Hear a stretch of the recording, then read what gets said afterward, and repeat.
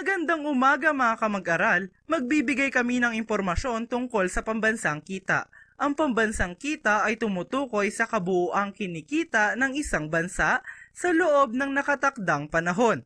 Nakatutulong ito sapagkat dito nasusukat o nalalaman kung ang ekonomiya ng isang bansa ay mababa o mataas.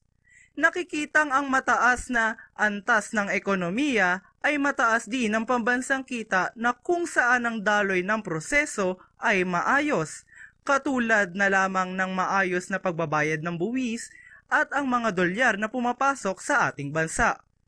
Kung ito'y maayos na naisasagawa at nakapagbabayad ng maayos ang lahat, nakasisiguradong ang ating ekonomiya ay maunlad.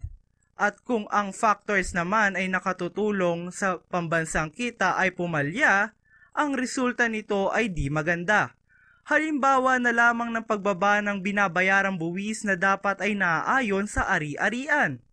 Mababawasan at bumababa ang pagpasok ng pambansang kita na nagriresulta sa pagbagsak ng ekonomiya ng isang bansa. Ngayon naman, magpapakita kami ng isang senaryo sa pagtaas o pagbaba ng presyo sa mga produkto sa pamilihan.